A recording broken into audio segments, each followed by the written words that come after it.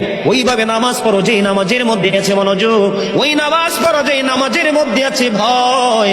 তুমি নামাজটা পড়তে হবে এমন ভাবে বন্ধু, একজন নামাজে দাঁড়ালেন, বন্ধুরে আমার, নামাজে যখন তিনি দাঁড়ালেন, দাঁড়ানোর পরে তিনি বলতেছেন আমি নামাজটা এমন ভাবে পড়তে চাই। কিভাবে পড়ি?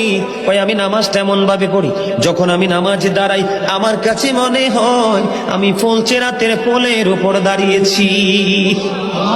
একটু যদি নড়বড় হয় আমি জাহান্নামে নিক্ষিপ্ত হব। তার মানে হলো আমি এতটাই মনোযোগের সাথে নামাজ পড়েছি যেন আমার নামাজটা বিন্দু পরিমাণ কোনো আংশিক ভাবে যেন অগ্রহণযোগ্য বলে আল্লাহর কাছে গৃহীত না হয়।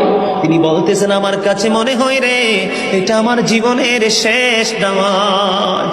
আমি এতটা ভয়, এতটা আতঙ্ক নিয়ে, এতটা তাকওয়া নিয়ে নামাজ পড়ি, আমার কাছে মনে হয় আমার পিছনে যেন আজরাইল দাঁড়িয়ে আছে, ডানে বামে সালাম ফিরাতে দেরি রে, আমার কাছে মনে হয় আমার প্রাণ পাখিটা কেড়ে নিয়ে যাবে। আমি যখন নামাজে দাঁড়াই আমার কাছে মনে হয় আমি যেন বাইতুল্লাহর সামনে দাঁড়িয়ে আছি। আমার কাছে মনে হয় আমার ডান দিকে জান্নাত অবস্থিত, বাম দিকে আমার জাহান্নাম অবস্থিত। এমন তাকওয়া ভয় নিয়ে নামাজে দাঁড়াই, আর ওই নামাজের জন্যই রয়েছে বড় সফলতা। বলুন না সুবহানাল্লাহ।